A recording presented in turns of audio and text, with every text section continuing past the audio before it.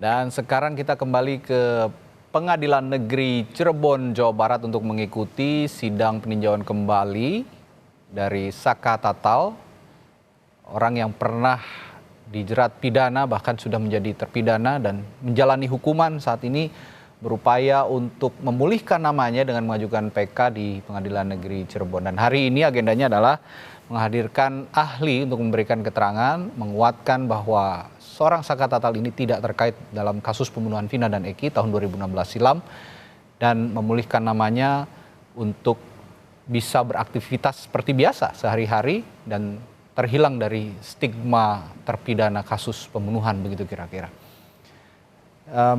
Kita akan menuju ke Pengadilan Negeri Cirebon. Nanti juga akan ada jurnalis Kompas TV yang akan melaporkan dari sana.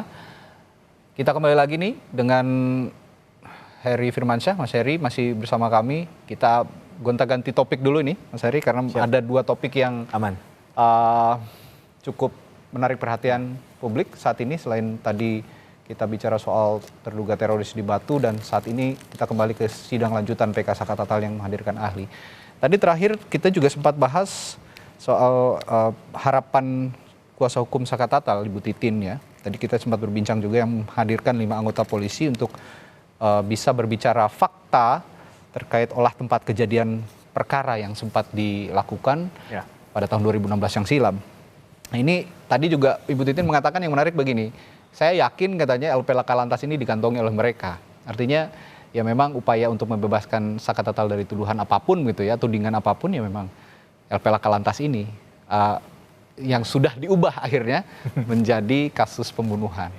Sejauh ini Mas Heri yakin bahwa LP itu sebenarnya ada? Itu mungkin hanya mereka dan Tuhan yang tahu ya. Tapi begini, bahwa revisi, nah ini kan yang mau kita lihat kayaknya sepertinya dugaannya adalah revisi dari kecelakaan tunggal menjadi pembunuhan di tingkat Polres yang berbeda, begitu kan? Mana yang benar? Nah ini yang kemudian menurut saya harusnya difokuskan di sana. Apakah data yang diperoleh di Polres pertama itu berupa apa dan apa isinya, dan juga kemudian apa yang direvisi dari tindakan penyidik di level sebelumnya tadi, yang pertama tadi. Sehingga kita bisa melihat ada disparitas pandangan, sehingga ketika mengambil keputusan untuk ini ditinggalkan dan ini yang dilanjutkan, itu ada pertanggungjawabannya secara hukum. Siapa yang asal-asalan melakukan proses tadi, gitu ya. Kita tidak kemudian langsung menyatakan si A atau si B. Tapi kalau kita melihat ini sebagai asumtif, dugaan, maka kita akan membandingkan dan akan menemukan kejanggalan-kejanggalannya terlebih dahulu. Baru kita clear itu. Berarti memang ini bukan terjadi kecelakaan atau ini memang terjadi pembunuhan atau sebaliknya. Nah, tapi kalau berdebatnya hanya masalah dia mengantongi, selama itu belum pernah ditunjukkan, apakah Mas Radi juga yakin ketika nanti ditunjukkan itu masih orisinil itu di tahun yang sama? Karena jadi rentang waktu ini dengan segala keterbatasan akses informasi, tentunya kita hanya bisa melihat dari luar semata nih kan. Kita nggak bisa masuk terlalu dalam karena ada batas tadi. Nah, ini yang bisa menjawab tadi kan sebenarnya adalah keterbukaan. Mengapa kuasa hukum selalu mengarahkan ke poin itu kalau secara garis besar, keterbukaan, mana yang benar, mana yang salah. Sehingga adapun nanti jawaban dari mereka akan dicarikan lagi nih pastinya. Hal-hal lain yang sekiranya tetap bisa meyakinkan bahwa keyakinan mereka ini adalah kecelakaan. Tapi narasi atau langgamnya menariknya adalah sama menurut saya. Dari tim kuasa hukum Peggy Setiawan, kalau kita nggak salah ada keterangan saksi waktu itu yang pernah bekerja selama 1 minggu, kemudian dia pergi ke Cirebon dan berhenti di bawah flyover kalau nggak salah. Sempat di-spill tipis-tipis lah. Dikatakan bahwa saya melihat kerumunan orang dan kalau nggak salah ada kata itu kecelakaan.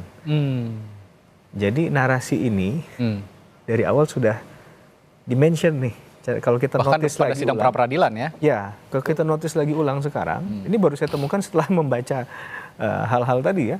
Juga sekarang narasinya lebih dipertegas lagi. Memang PK Saka Tatal ini mengarahnya menggugat bukan pembunuhan lagi tapi kecelakaan. Tapi opening di kasus Peggy Setiawan sampai sekarang narasinya berlanjut dengan kuasa hukum yang berbeda sama. ya.